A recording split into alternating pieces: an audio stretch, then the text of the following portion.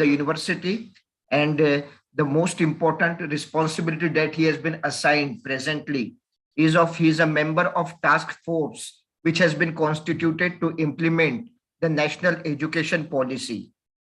Sir has published more than 5 books. He has published around 25 papers, research papers in peer-reviewed and UGC listed journals.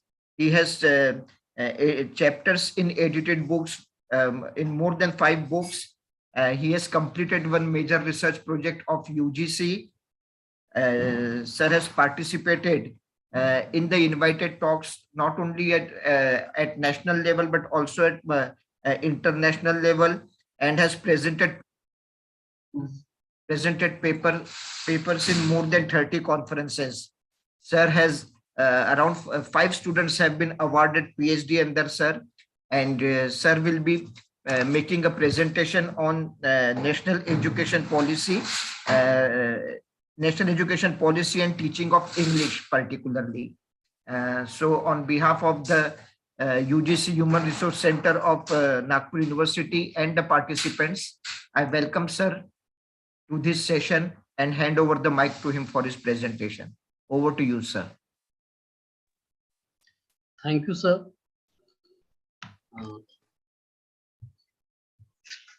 Really, when it comes to discuss of English, teaching of English, in terms of in light of this national education policy, I think so. The time, am I audible to all of you? Am I audible? Yes, sir. Yes. Okay, sir. Thank you. First of all, good morning to all of you. Individual good morning and collective good morning. Together at a time. Good morning, Actually, sir. I think when it comes the implementation of national education policy, and when we correlate it with this teaching of English, then I think this is a fresher course on English, and we all must be related to this English subject, isn't it? Are we all the teachers of English? I think we must be. Yes, sir. Yes, sir. Yes. Okay, thank you. Then our problem will be same. And the problem that I have planned to share with you, along with the resolutions and what the proper way out may be, what it will be, we will discuss one by one. We know for last when it came National Education Policy, NAP 2020. So for last 2 years, we are a bit confused.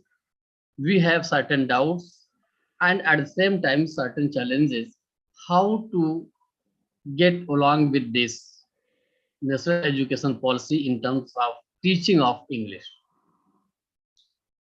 Before we start our deliberation, we must be very peculiar and very clear actually what national education policy states and what it says in terms of teaching of English. And very mesmerized, it will be a bit difficult to find a way out for all of us. Why? Because when NAP talks about the promotion of local languages, Indian languages, indigenous languages, art, culture, then it becomes difficult to all of us how to cope up with the teaching of English. So we will start our talk with the visions of English. Visions of NAP. What it envisages and what it envisions about the promotion of certain things. What are at the root of the national education policy? Dear friends, what I could understand with national education policy and the vision that it has. Before we started, first of all, let me say I'm sorry to say because of having such a hectic schedule, I could not prepare PPT. So we are going to have a talk regarding NAP and all that. what we have done at our university and why, how we are facing the problems and coping with this. We will discuss one by one, but not PPT. We will have just a discussion. So, what what idea we have found about NAP? The most important thing about national education policy is the shifting of our attention, shifting of our attempts from Occidental centrics, what we said, Europe centric, West centric, to our East centric. All of us have read a lot about Orientalism, but Orientalism was what we are, we were shown, we were told. But now through NEP 2020, National Education Policy, we are going to make an attempt to represent our Oriental stand with our own perspectives. What we are, what we should be, and what our identity is supposed to be at a global level. What I could comprehend with NAP, and there are a number of positive aspects, positive things which we are supposed to deliberate on, we are supposed to reflect over. But some of them, and which is related to our area of study, teaching of English or the promotion of language and literature, is this: in national education policy, what have been doing up to the time and what was the idea behind this? Till now, we were Europe centric approaches that we were supposed to have. Resources were ours with our Indian resources, with our Indian capitals, capitals of our country. What we people, English teachers have been doing till date. I think teachers are our own, researchers are our own, but research we are conducting on Shakespeare, Milton, or other themes which are basically European in nature and temperament. Just think what a huge amount, what a huge resource we are utilizing and spending. And by doing that, we are enriching. What we are enriching? We are enriching the knowledge system of the West. Resources are own, but the knowledge system, the academics, and all the pedagogy is being reached, and which is Europe. Now think for a while, if we do this, and this is the European people, I such a Eurocentric approach, which is creating a narrative, a knowledge system about all of us, means about the globe, we can say in a way. How it is, all of us have read Orientalism, and we know what it has been said in it, what Said thought of us when he wrote Orientalism. What we are being told by the Occidental peoples, by the Europeans.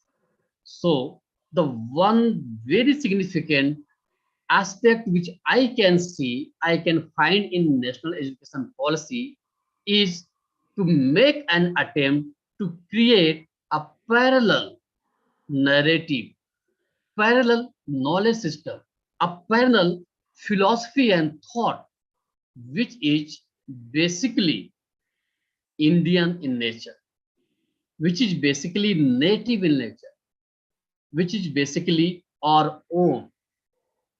So, if we talk about the visions of NAP, or talk my talk will be centered in two parts. One, in first part we will discuss what we can find out in NAP, what is the crux of NAP, what is the soul of NAP in terms of promotion of language and literature. And the second part will deal with how we can shift our attention from Europe, from west to east, from west centric syllabi to east centric syllabi, and how we can promote teaching of English or English curriculum, which will be East centric, India centric, our own native centric. So, the first vision that we visualize in national education policy is what it says. It says that an education system could be in Indian ethos, rooted in Indian ethos. What does it mean? We are going to prepare an education system which is rooted in Indian ethos, Indian ethics, Indian culture, Indian identity. What does it mean? Till date, up to now, we were not doing, or somewhere there was certain shortcomings, certain lacunas, certain insincerity in some respect, some terms. What? That we were not India centric. Our attempts, our curriculum was not India centric. It was not rooted in Indian ethos. And again, that Indian ethos which contributes directly to transforming India, that is Bharat. It's very important. We are going to, through NEP, we are going to prepare such a curriculum, such a syllabus, such a reading material, which is rooted in Indian ethos, Indian culture, and which can make a successful attempt to transform India, and transform India from India to Bharat. Now, national education policy doesn't talk about India. It talks about Bharat. And when it talks about Bharat, then it means we are talking about our own ethnic identity. We are talking about our own native identity, what we are, what we had been, and what we should be. Now, as we have read that in studies like diaspora studies, we won't be forced to feel the death of our own culture, as writers like Kiran Desai have pointed out in his Booker-winning novel, The Inheritance of Loss. So we won't be forced to. Now we have to prepare something on which we can boast on which we could feel proud of. So the basic attempt is to create, to establish a parallel narrative, a parallel knowledge system, a parallel Indian philosophy, which is the oldest one than the West, that we are practicing nowadays, so that certain doubts, certain confusions, certain, we can say, chaotic ideas, hazy ideas could be clarified. Clarified. Dear friends, one reference I would like to make here. I was just reading India After Gandhi by Ramchandra Guha. Just see few beginning pages of it, and he has very brilliantly captured and reflected over how a knowledge system is created. He has mentioned how India was created in the eyes of the West, in Britishers' eyes. He deliberated that some Britishers came over here at certain point of time in 17th century or later the 16th century, and then what happened? He went back to England, and what he did, he just deliberated and shared his ideas. How Indian people were, how Indian culture was, how they behaved, how rustic or rude in nature they were, how uncivilized they were. Means he just shared certain experiences, and then The Britishers who had never been to India formed an idea about India and Indians. And when they formed an idea, then and when they got chance to come over here, when they came, what they did? They simply came with a certain perspective that Indians are barbaric, uncivilized, and rustic in nature. They can be exploited, they can be treated in any way they like. Means blah blah blah. There were certain aspects, certain things, certain deliberations, certain notions, biased notions which were created about East or India, we can say. So the first attempt of national education policy is to disrupt that attempt. It is to disrupt that knowledge system, is to disrupt that narrative which have been till now mispresenting India. So the first vision of India national education policy is to create an education system, a knowledge system which is rooted in Indian ethos and which attempts to transform from India to Bharat and sustainably into an equitable and vibrant knowledge society. Our society must be knowledgeable. We must know what we are. We must know what we are attempting at. We must know what are our strengths, which we all can be proud of, feel proud of. And then by providing high quality education to all and thereby making India a global knowledge superpower. All right, India will be superpower, but not by the virtues of Western knowledge system, but by the virtue of Indian knowledge system, but by the virtue of our native knowledge system. And then the second vision of national education policy, which is very relevant, is the curriculum and pedagogy of our institutions. They are the curriculum and pedagogy of our educational institutions. And it says, NEP says that this curriculum and pedagogy of our education system, our institutions must be developed. It should develop a deep sense of respect towards the fundamental duties and constitutional values, bonding with one's country, and a conscious awareness of one's roles and responsibilities in a changing world.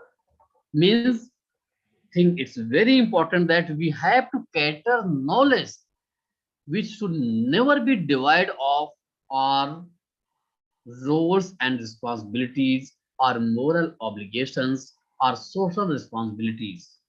No, we cannot shirk them. Means moral responsibilities, social responsibilities, obligations, personal obligations, they must be in the heart of our curriculum or syllabus. Now, we are not supposed to teach Wordsworth. We are not supposed to teach Shakespeare. We can on their name to certain extent, but Shakespeare and Wordsworth, Milton, they should not be in the heart of and soul of our syllabus, in the center of our syllabus. In the center of our syllabus, in the center of our curriculum should be only and only all roles and responsibilities, Indian ethos, Indian identity, Indian culture, and our social identity in its heart, in its soul, in its center. And then what happens? Another vision which I could understood when we were doing meetings or of task force over here, because the biggest problem that we had, how to develop a curriculum which would follow, which would comply all the instructions, all the modalities of national education policy. So it was a difficult task, but we did it anyhow. We did, and it was a wonderful idea what we could, the framework which we could make, and other vision which it dreams, NEP dreams, and is determined to implement is to instill a deep-rooted pride in being Indian. This is very important.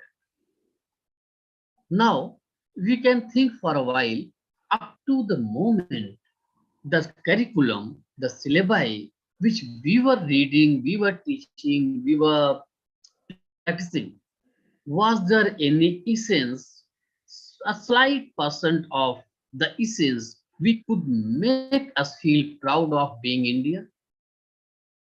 We are an Indian and we became a professor of English. Is it sufficient?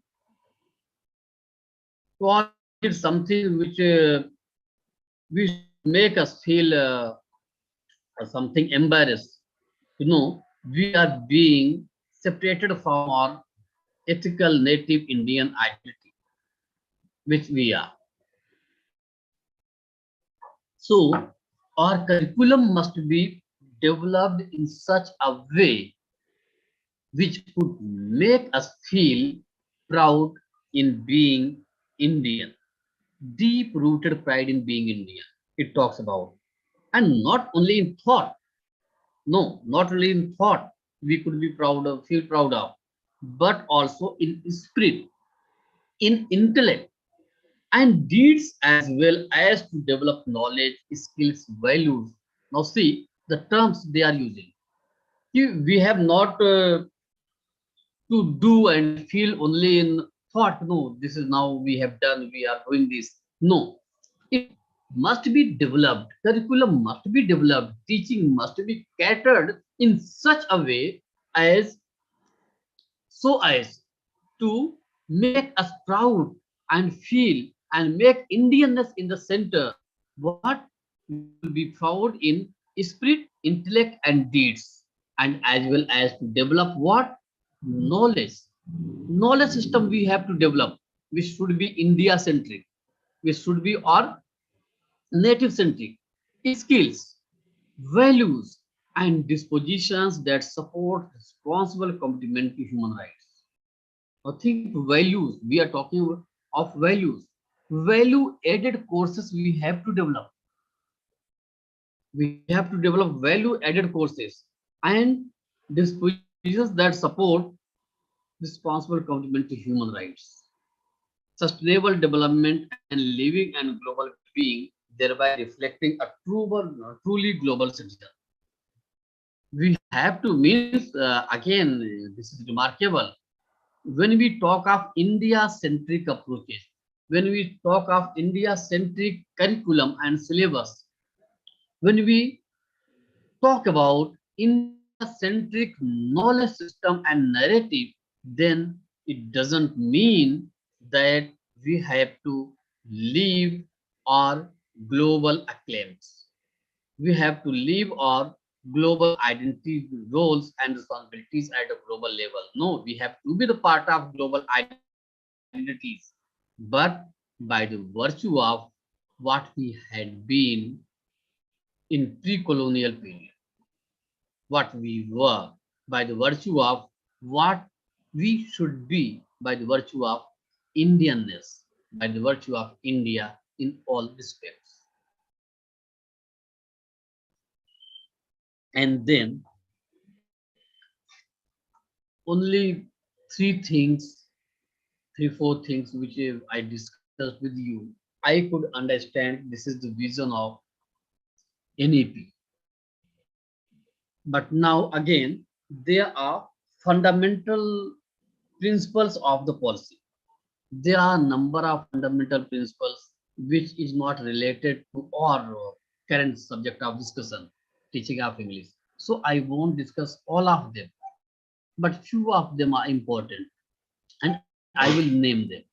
If you think that certain aspects, certain points needs to be deliberated on, then we will discuss them in detail. And in fundamental principles of policy, what it is? First what we need to do is recognizing, identifying, and fostering the unique capabilities of each student. Now, in CBCS mode, all of us are catering education, knowledge, and we know that our knowledge system is now student centered. And when it is student centered, then what is our job? According to the national education policy, is to recognize, identify, and foster the unique capabilities of each student. It's not like this. If a student has the spirit of a sportsman, then we will force him to know you have to become a judge. You have to prepare for competitive exams. No, we have to identify the capabilities of each student and encourage them accordingly to choose that vocation, to choose that profession which they are interested in, which is a cup of tea to them. And so, knowledge should not be imposed one. No, it should never be. And then again, flexibility. We need to be flexible in catering education. Means now flexibility means what? Now the learner should be given freedom. He should be given, a student should be given liberty to opt any subject.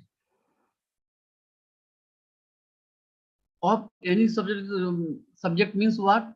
Imagine when we have ashrama system of education, when ashramas used to be there and Gurukul used to be there, then was there any segregation? Was there any distinction between medical universities, medical departments, science faculty, art faculty, educational faculty? No. Means there was only one teacher who used to teach all. Whatever was the need of time, what was required to for a holistic development of the student. Now our focus is on the holistic development, how to do. And second, no hard separations. Again, the same point they are elaborating.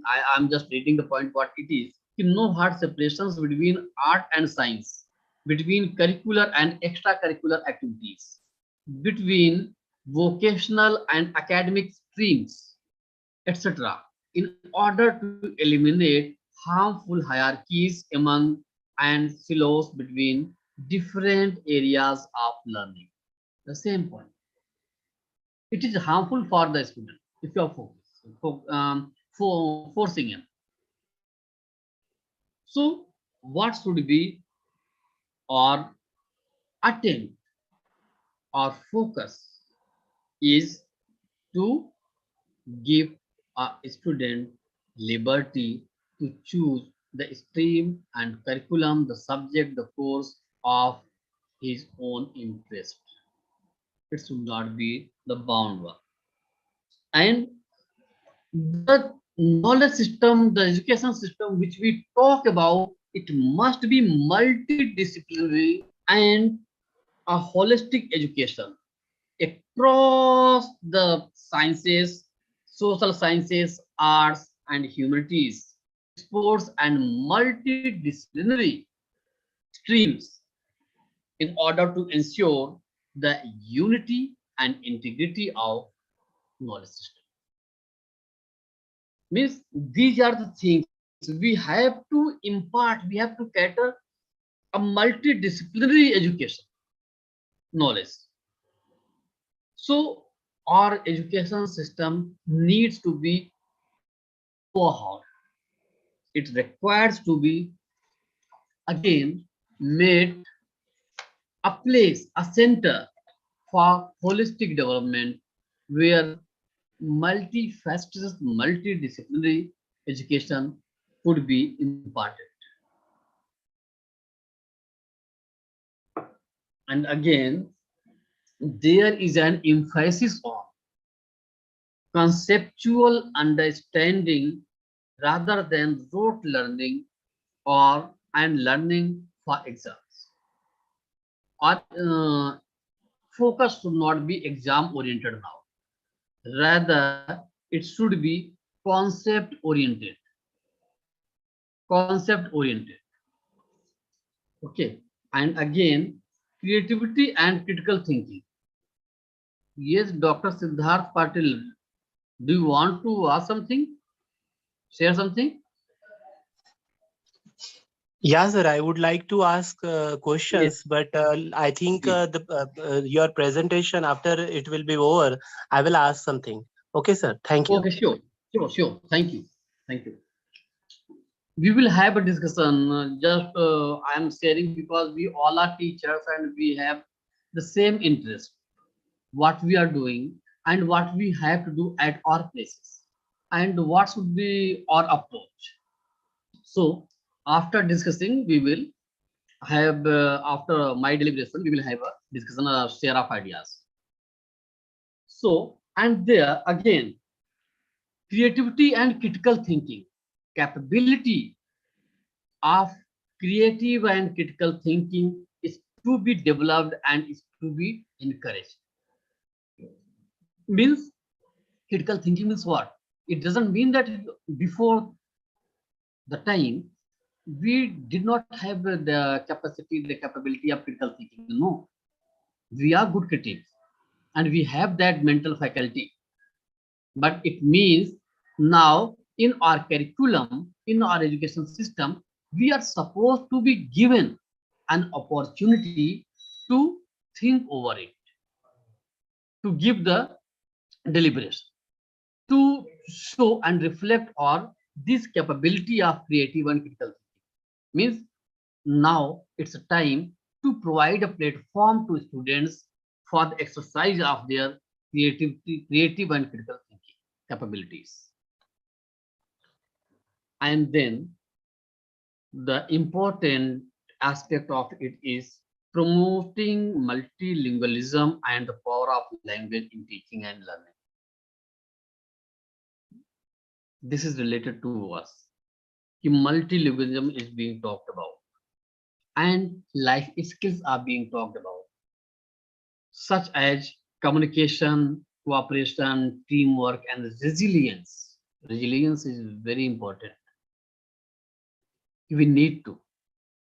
And again, there are a number of points given over there which we cannot do and which are not related to us because this education policy is such a vast idea, basket of ideas that we all could not discuss. But some of the points which are related to us, I am just mentioning them. For example, extensive use of technology. We in teaching and learning, removing language barriers, increasing access of Divyang students and educational planning and management. Means what?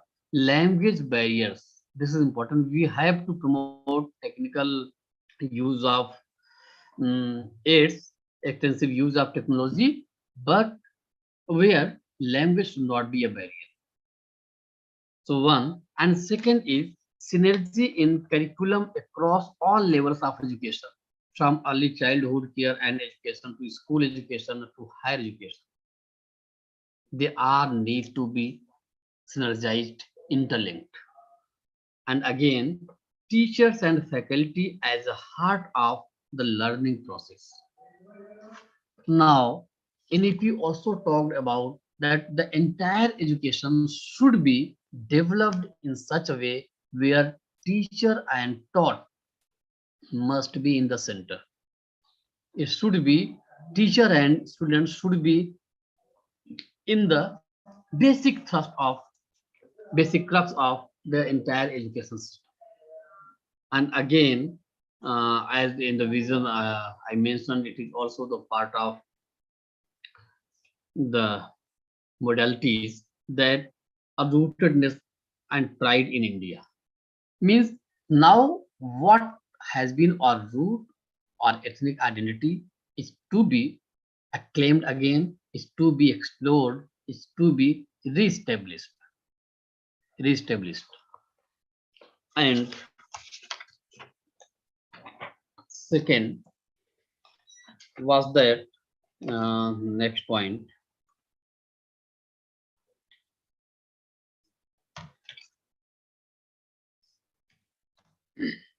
Reimagining vocational, what NAP wants us to do, at least in terms of English or teaching language and literature. Then there is another reimagining vocational education. What is there? Vocational education will be integrated.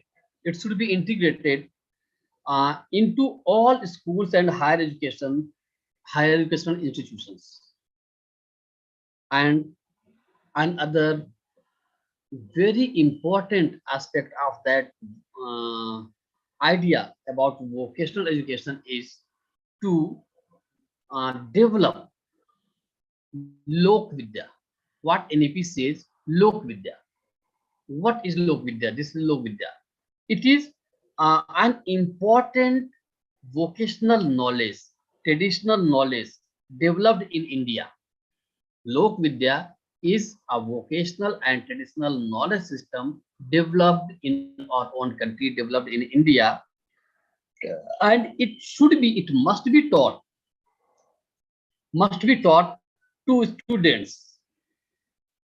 Means now we have to promote them, we have to encourage them for some skill-based knowledge, acquirement of knowledge. And what is this?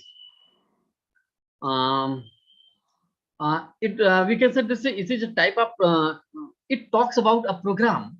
It talks about a program which should encourage children's interest to learn the local art and craft.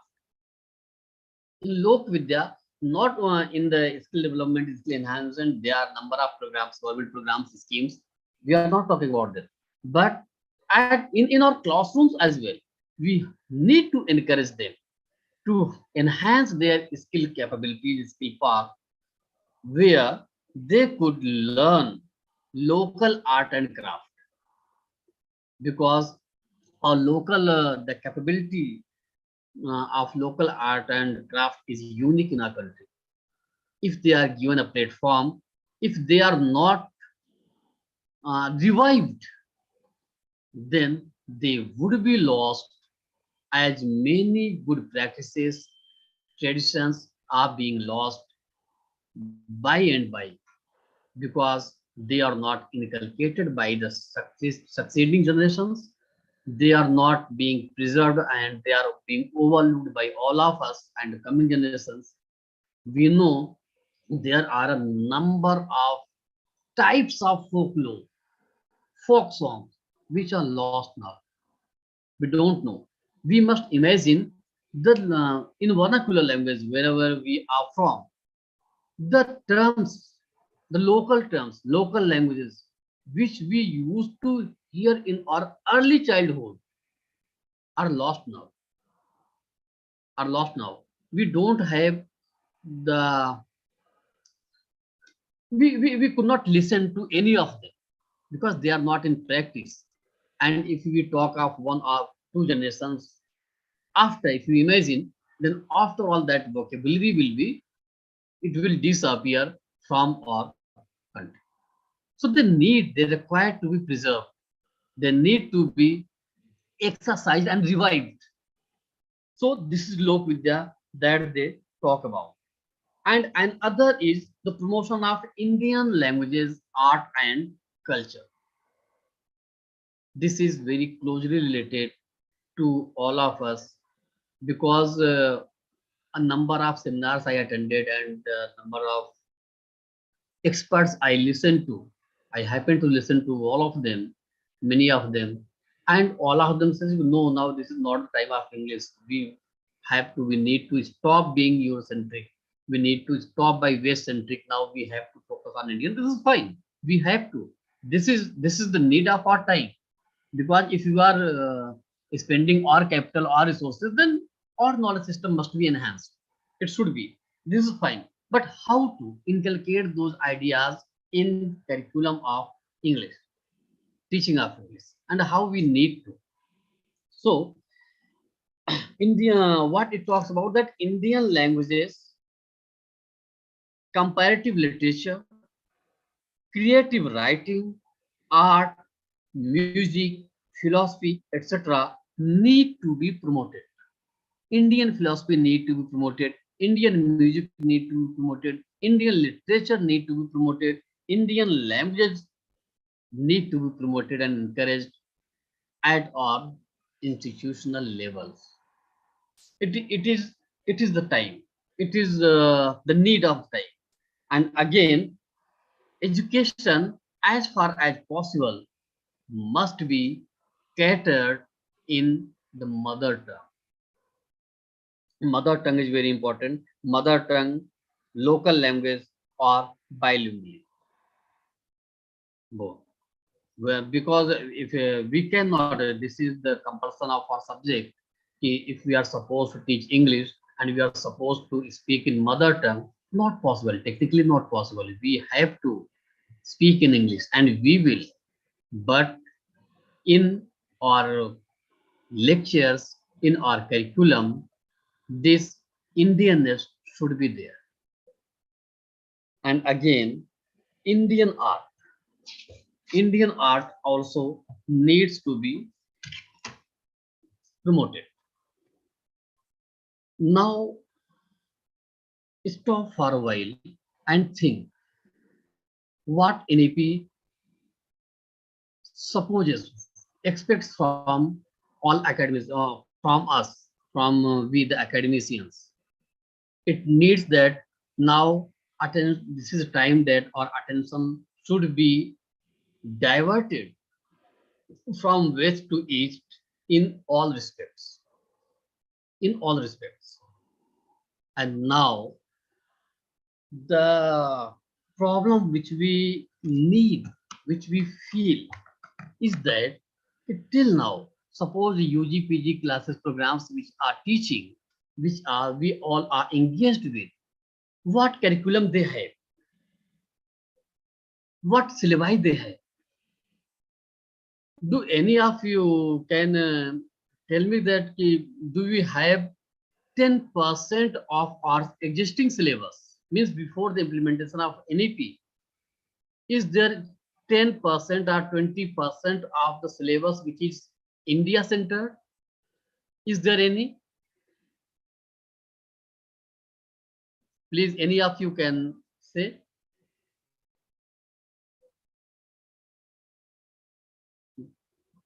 I think no. No, there is not.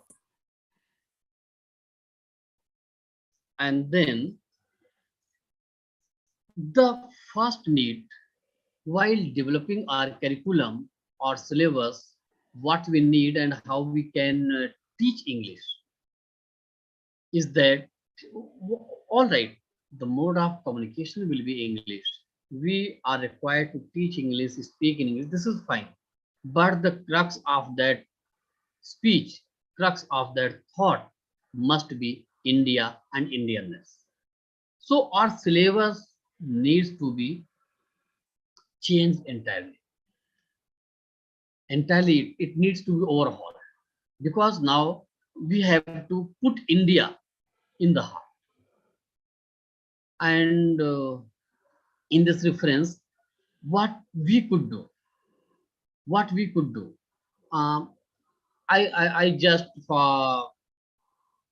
no, let me continue. We will talk later on. Just imagine what is required for us, what we can, that we have to restore our history in a way, historical past, which was so glorious. We need to restore it. But how? But how? We know, I am just telling you, till now, what we used to have, what cluster of papers we and courses we used to have in as a part of our syllabus curriculum was what? Normally I'm just reading a few titles which have been the part of our syllabus are Indian writing in English. Very common, isn't it? I think that in every university there should be a paper related to Indian writing in English or Indian and Western literary criticism. Till now we used to have Western literary criticism, and with literary criticism in general, what we used to assume was only from Aristotle to Derrida and post-colonial and now the contemporary theories. India was nowhere in it, literary criticism.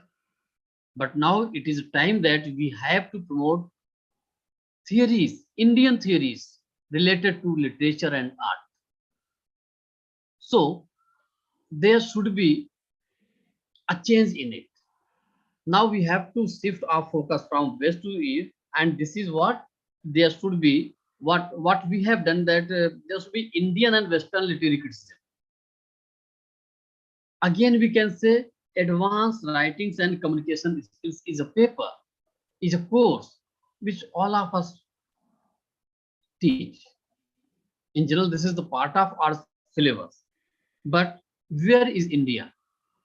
Again, soft skills and personality development. If it comes language teaching and fundamental English, then this course we all of us used to teach and cater.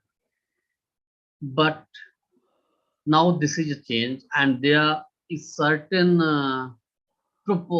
submissions on my part, certain proposals, how we can change, where we can make the change, and what should be the part of our curriculum. Number one, there should be a course which all of us should know is that English in India. English in India.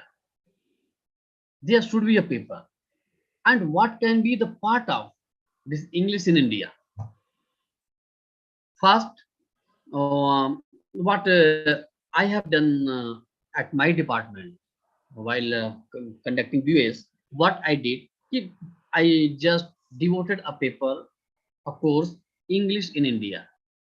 And what should be the components of this course is arrival and expansion.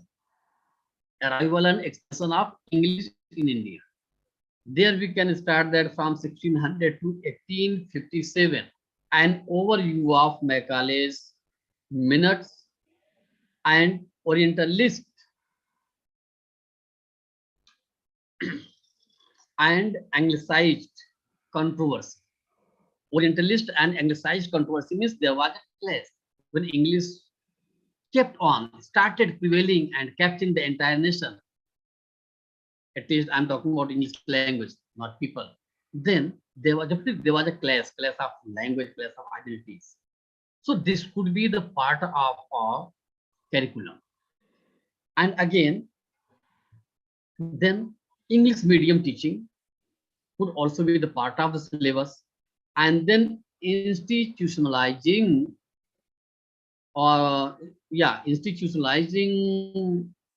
English in India. There is a course, there is a unit, there's some component where we can say Indian Universities Act. We can teach Indian Education Commissions, and we can teach constitutional provisions on English, and again English and the three language formula. It is upon English and the three language formula. What it is, what we could think over it. All of us have read Kamala Das a poem introduction. I speak in three languages, write into dream in one. So dream in one, this is mother tongue. We all know. Speak in two, this is our academic and mental language, and what that we imbibe in our society. All right.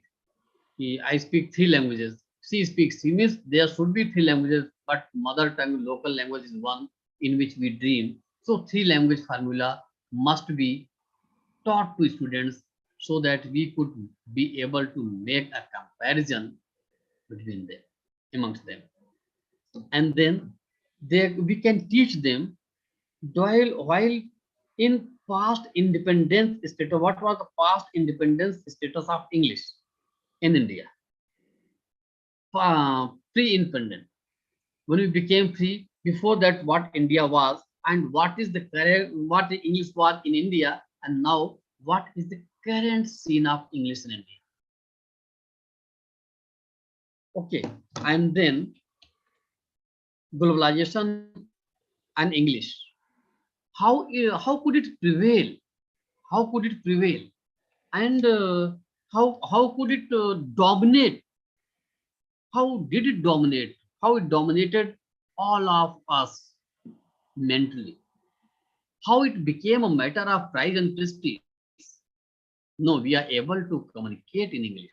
We are able to write in English.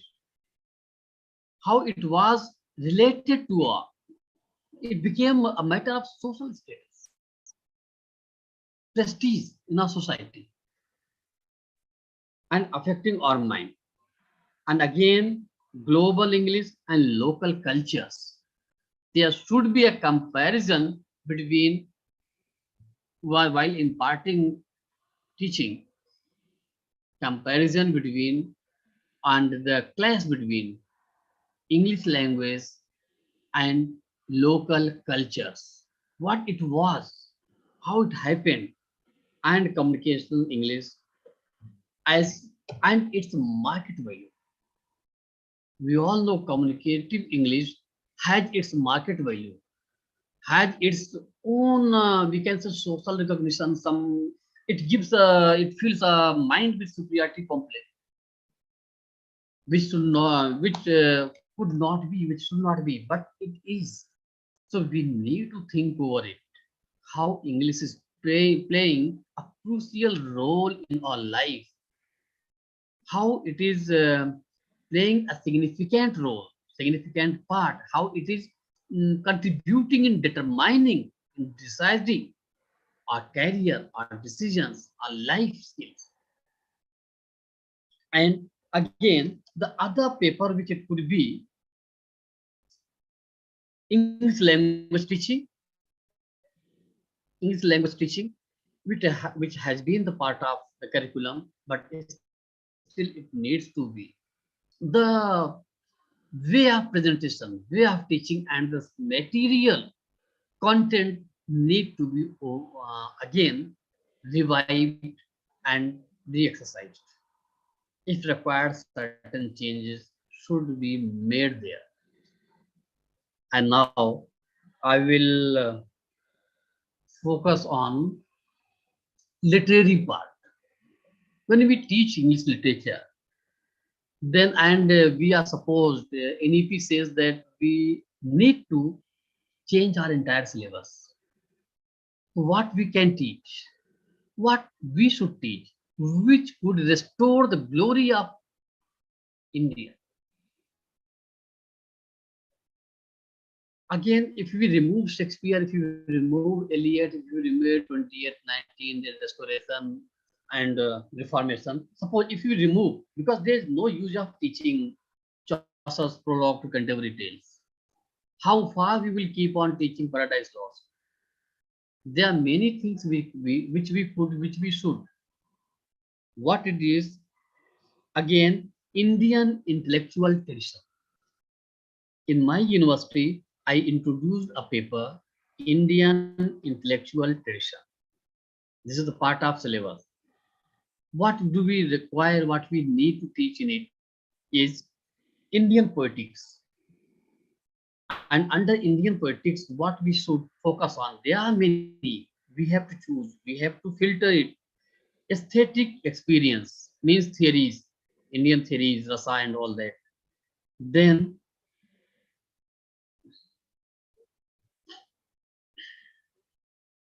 principles of figuration, principles of figuration, verbal symbolism, that is alankar.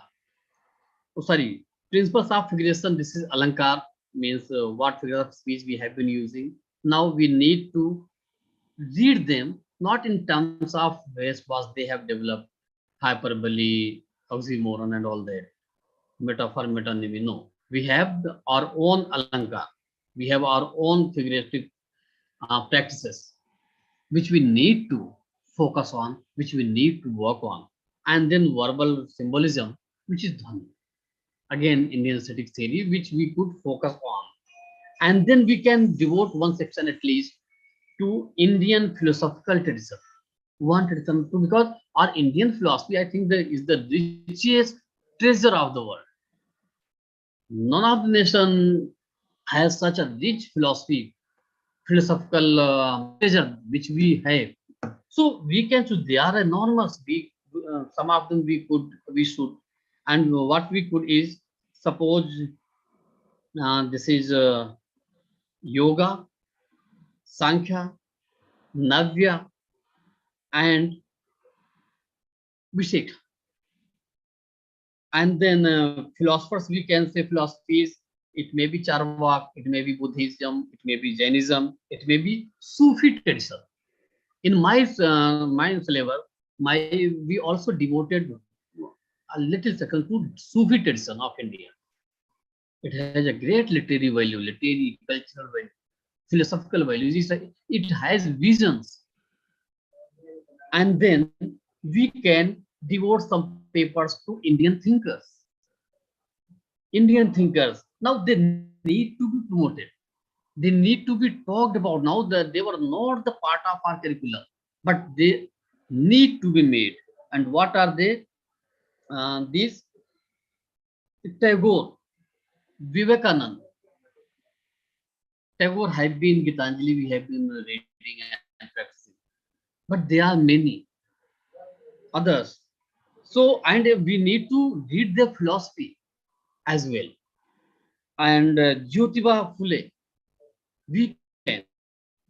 Radha Krishnan, Rajendra Prasad, we can. There are so many Indian traditions which we could talk about, thinkers which we could talk about, which we could focus, and other writings which have been left, ignored, unattended, which we never took pain to think over is, and at my place and my university, I have devoted a course to it, and which is mandatory for all of us, for all of the students, is prison writing in India. Prison writing in India is a new course which we developed. And in prison writing in India, what we did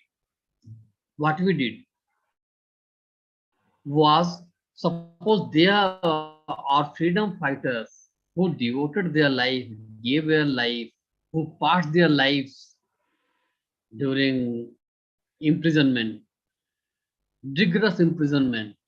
They were being tortured, they were being humiliated and ill-treated. They lost their lives. Even then, they did not stop contributing to Indian philosophy and Indian thought. We can say, I can say, what our freedom fighters gave to us being outside the jail, no less they offered us, no less they contributed to our country while they were inside the jail. Their philosophies, their visions, they were more effective when they wrote from the jail. And this prison writing in India was left ignored till now. We could have made it the part of our syllabus, but we could not, we did not. Now this is time that we can at least give slight respect to it. What can there be? Or I'm just naming that what we have done at our university. Veer Savarkar, he has written very nice, say, early history of political prisoners. Early history of political prisoners.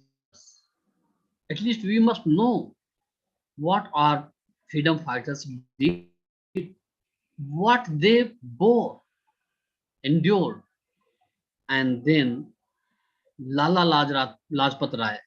He wrote the story of my deportation. And deportation, in this there are two chapters. It's a huge book. All we cannot teach, but some chapters, few pieces we can put there. And this is the first 2 days at Mandalay. Very important. We could, we should. And again, uh, companions of my prison life. Companions of my prison life. Think how touching it is. Who were with them in prisons. It will take us to that pre-independent India, to, to that time which they lived. At least we can think of it, we can imagine it, we can deliberate over it, how they did, what it was. And again, Barind Kumar Ghosh, what he wrote the tale of my exile. Very, it's very important. संतोष बाहर बात करिए, gate बंद कर दीजिए, sorry disturb हो रहा.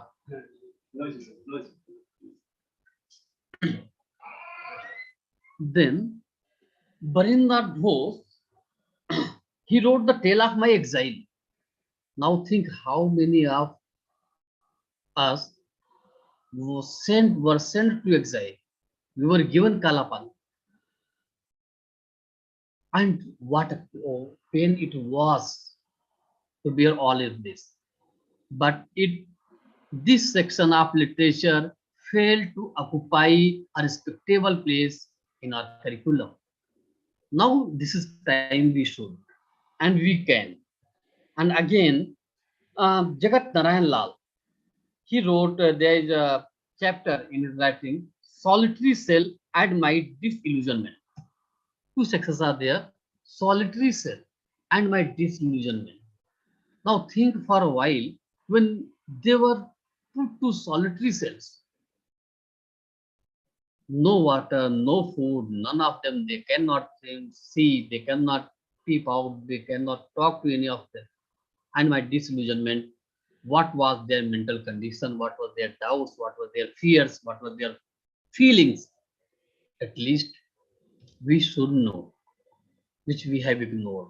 We have done, we can say, it's a type of sin. Now this time that we could evoke it. And again, Dr. Rajendra Prasad, we can put there. He has also written wonderful writing. Okay, and we can say Bhagat Singh. Bhagat Singh, why I am an atheist. The necessity of atheism, all of us have read. Shelley was expelled from Oxford, all of us know. But some of us have read this, why I am an atheist. We should listen to him. We should read Bhagat Singh, what he had in his mind. And then Nehru, Gandhi, Tilak, a number of thinkers, Indian freedom fighters have been there, who have devoted, who have given a wonderful piece of writing, wonderful philosophy, wonderful vision of life. We, I think, should not miss at any cost. We should not lose this. This is the treasure of literature, Indian literature, which must be at the center of our curriculum. I think now we could teach, we should teach this. And another paper, another course which we could make, put there. I'm just suggesting certain options, alternatives. If not Shakespeare, then what? If not the wasteland, then what? And again, the makers of modern India. The makers of modern India. And we know, that a number of thinkers, number of freedom fighters, a number of saints have been there. For example, Tagore, Gandhi, Nehru, Bhagat Singh, Ambedkar, Kalam, Mother Teresa, they are the makers of modern India. At least there should be some section devoted to it. Why should we not read all of them? Only history person will do this, not we. And always we must realize when history person will read them, these thinkers, then writers, his perspective will be a historical one. It can never be philosophical and so speculative as we can be. We literary persons, we English persons can be. We should be. So, course could be devoted to it. It could be taught to students, and then another tradition, another course which we can put there is Indian tribal and folk literature. Very important segment which have been left untouched till now, but now it's time that we should focus on it. Indian tribal and folk literature, because it has its virtue, it has its past and relevance. We should teach them. We should know what our indigenous people have been, what they have wrote. In this reference, I would like to give a slight reference, just an example is there. I did a UGC major research project. It was on the documentation of Baga folklore. You all know that Bagas are one of the PVTGs, one of the primitive tribes in central India. And while documenting their folklore, I just came to know about a poem of by them, a song, not poem, a song, and where they were, the setting of the poem was that there is a marriage ceremony of the son and daughter of a Baga parent who have invited all their relatives. Along with their relatives, they have also invited all the gods and goddesses. They are Mahua Dev, they are Babul Dev, they are Am Devta, they are Suraj Chanda, all that they have invited, and they are, song says, they are in person present to bless the newly wed couple. They are there. And now the marriage ceremony gets over, and the setting of the poem is this. And now the poem says that all the gods and goddesses are taking permission, seeking permission of the parents, that now they should allow them, they have blessed the couple, now they should allow them to go back to their eternal abode, heavenly abode. They should go there. Now think for a while. All of us know William Wordsworth as worshipper of nature. In any of Wordsworth's poem, could we ever get any trace which was so close, so touching, where he would have invited in mysticism, his Wordsworth mysticism, we know that he saw a divine presence in nature. But Wordsworth only saw a divine presence in nature.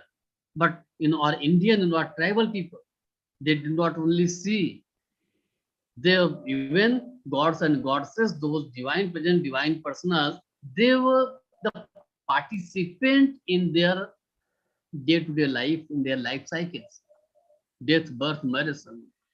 They were supposed to be there.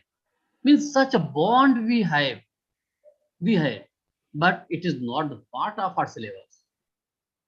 Many a place. So it should be there. And again, at my university, we have given a course, and this is English writing from Bihar. Our university is in Bihar. So we gave one paper, that English writing from Bihar.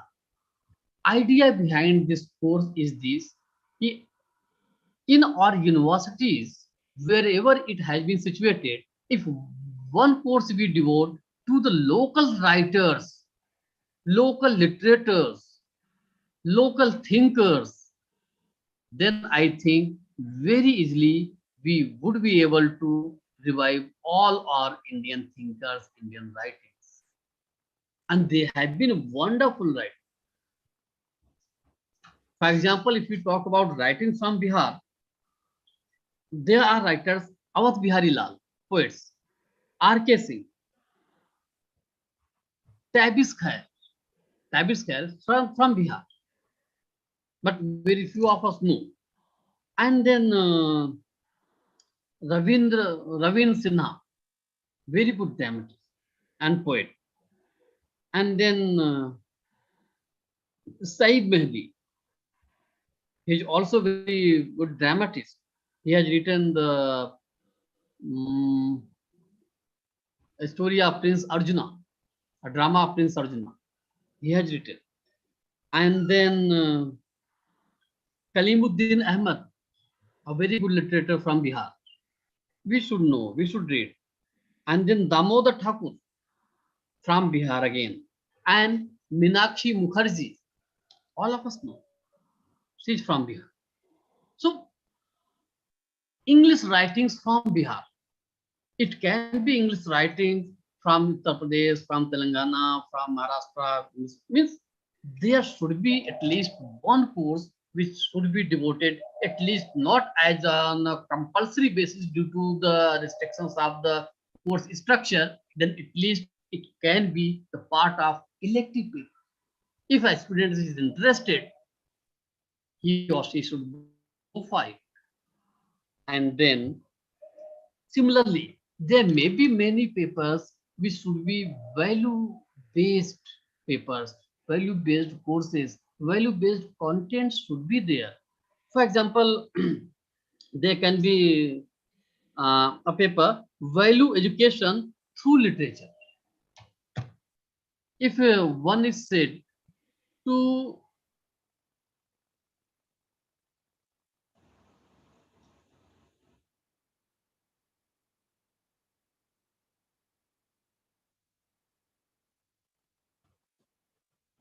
a huge number of answers, examples, which are much strong to change the mind of the student, move the heart of the student.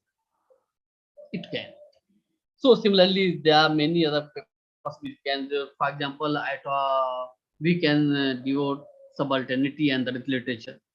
Now, Dalit studies Dalit concerns had been the part of our syllabus, but now we need to give special attention to it. And then subalternity, we know it has been, and then another paper which we all can have is and devote is it is about Indian heroes and their vision of life. Indian heroes and their vision of life could be part of our syllabus. Think, for example, Maharana Pratap. He gave his life to his country, forced to live in jungle, forced to leave his palace, to lead a miserable life for a certain extent of time. So, was he a fool, or he had just a glorified vision of life? No, no. We must know that all the heroes, maybe Rana Pratap, maybe Prithviraj Chauhan, maybe Rani Lakshmi Bai, they all were the good learners. They all used to have good library. They were very learned and they had a vision of life. So one course, not on a compulsory basis, then on for optional basis, we can devote our one paper to it too. So now, if we have to shift the attention from west to east, these are the options, and many more are there. Many more are there, which could be the part of our syllabi, which we could make. So now it's up to us how we are imparting, how we are teaching English in light of national education policy. This is up to us. And these are some of the suggestive modalities that we can adopt, we can think over. There are certain visions, certain things. And because of, if we, our education fails to fulfill that vision, then we will fail to establish, we will fail to uh, create a parallel narrative to the West, to the West. So now parallel narrative is meant. For example, what was the thing, reason? What was the reason? Yeah, you know that what was the time period of translating a Bible from Greek and Hebrew to English, into English? It was 16th century. 16th century. And do we know what was the time period? Did you ever think time period of translating Ramayana from Sanskrit to Awadhi? What Tulsidas did? Same time period. Same time period. But there was certain things. All of us know the translation, the translating dates, translating cracks, the motives, the regions, the requirements. Why Bible was translated, we know. But why Ramayana was translated, we did not take pain to know.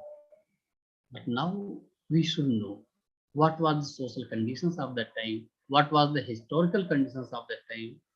We all should know, and this is very important. This is very crucial. So from my part, this is all I had to say, share with you. So now I think we should have a discussion because only 10 minutes are left, and we should discuss, we should know something. We should share our ideas, how you think, and how can we uh, reach for a better conclusion and better resolution. Please, now up to you. Now it's open to all of us.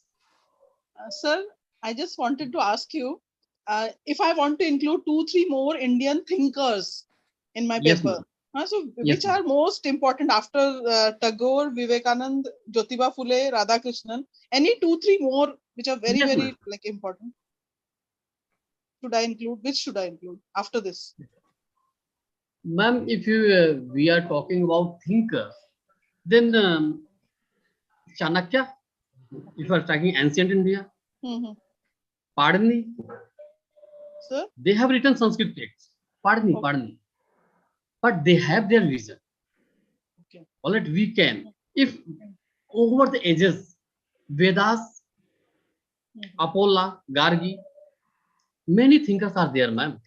Mm-hmm. And we can include, if we start thinking over them, a large number will appear.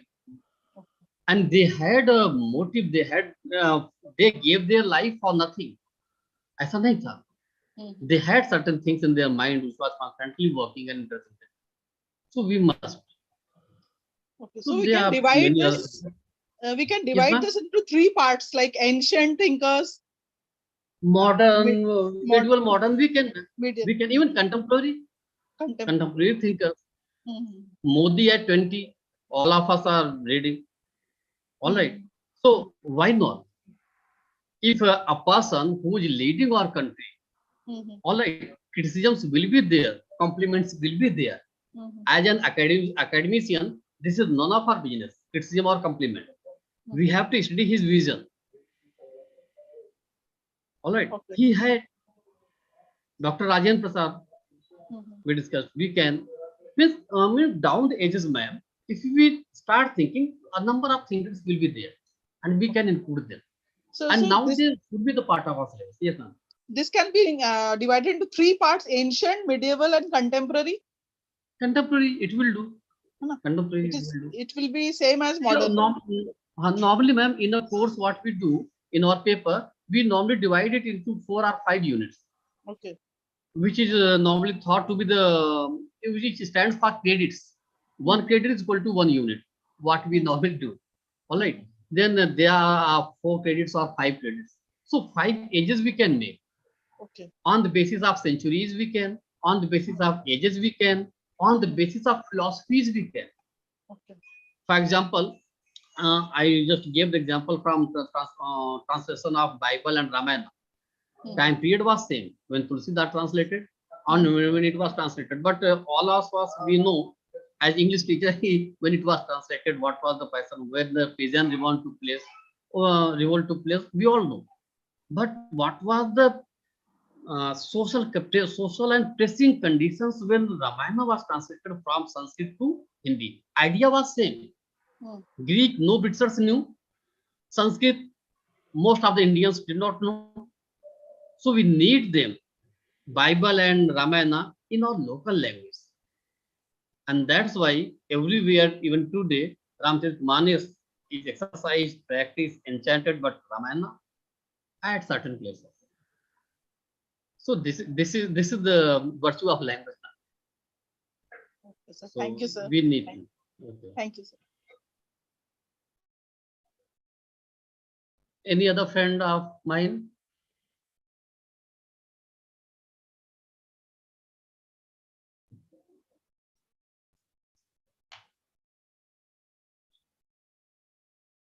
Please, can we share something?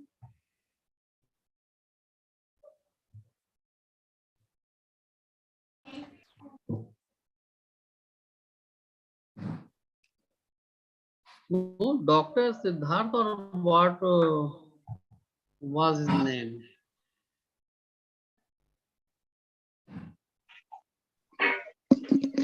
Hello, sir. Yes. Sir, I'm Dr. Siddharth Patil. Sir, Yes. actually, no doubt, Indian history, Indian culture, and whatever our Indianness, no doubt it is always great. It was great and it is great till date. Ji. Does it mean to include all those things in Indian literature syllabus, that all Indianness should be included in NIP 2020? But Actually, what I want to say, ji. the Western philosophy that we witnessed till date, and all over the world internationally, it is recognized. And if we look into other countries' syllabus like China, Japan, and such like, so what we feel, even though they have great literature, China or Japan or Germany, whatever, but what we feel that there is a dominance of English literature or American literature. On what basis we would boast that including so much Indian literary thinkers or whatever, our great thinkers, that how it would gain prominence Hmm. internationally, I mean to say, sir. Okay, Dr. Patil, you know, as a student of literature and English, all of us Yes, know English is basically a tribal language, isn't it? Don't you think so? English is, before becoming a global and an international language, before getting a recognition at international level, it was basically a tribal language.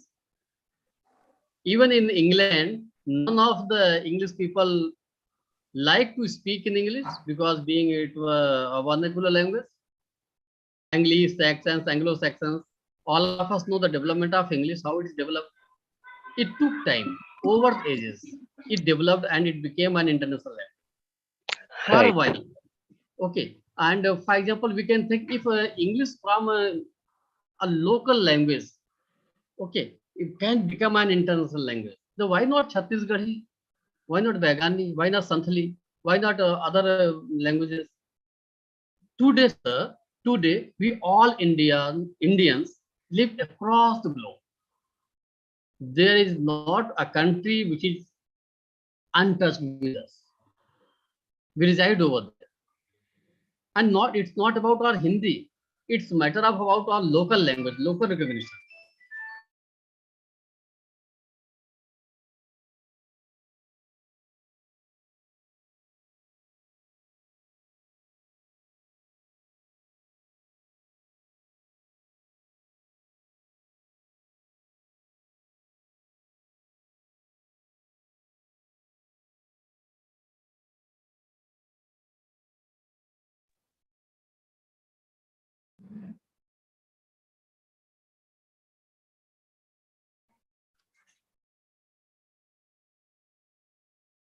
think he got disconnected.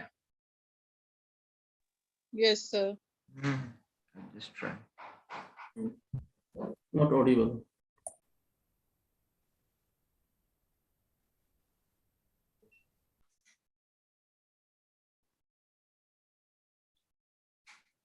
Well, he may join again. By that time,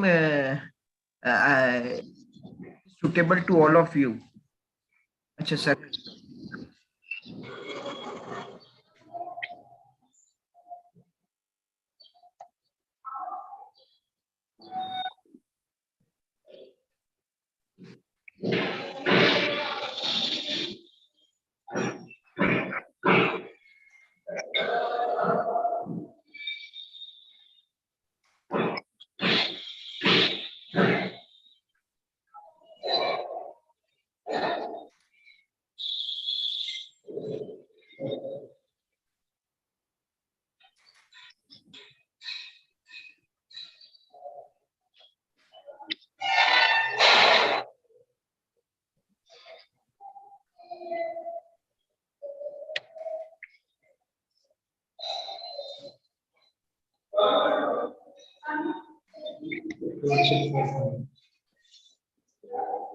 Yeah.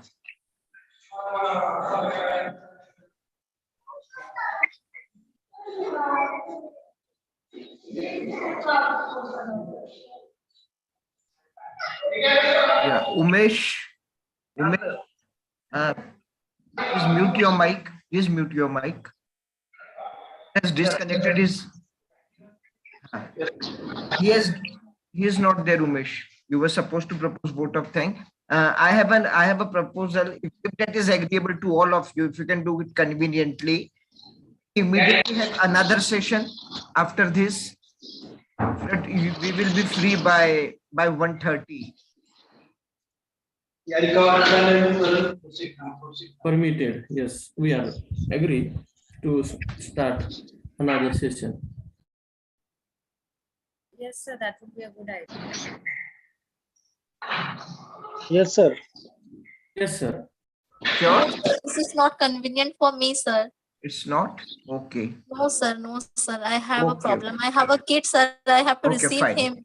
Fine. Sir, I have also problems, sir. Okay, we'll continue with the we'll continue with the fixed timings. Yeah, the schedule. Yes, sir. that Thank we you, have. sir. Thank you so much, sir. No problem. Yeah.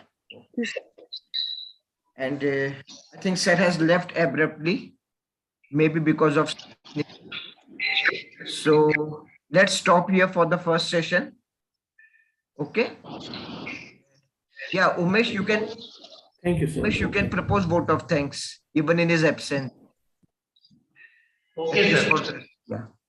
Okay, sir. Good afternoon, one and all. On the behalf of all the participants and HRDC Nagpur, I uh, I am glad to express my sincere vote of thanks. I especially thanks to Dr. Professor Vipin Singh sir for being with us today. Sir, we really inspired by your thoughts, and we are enlightened minds. And I thank to Dr. Kapil Singhel sir for organizing such a beautiful session. I am the student of Kapil sir, and as being a guru, so Kapil sir is always supporting us and always assisting us. Therefore, I thank you, sir. And now I am handing my over to you, sir. Thank you. Well, you are supposed to propose vote of thanks only for the resource person, huh? Anyway, Sir, yeah. Vipin Singh, sir. So the morning session is over, and again we'll meet at what time? It's 1 o'clock. We'll meet again for the second session. Okay. Okay, sir. Thank you. Thank you, sir. Thank you, sir. Thank you, sir. Thank you, sir.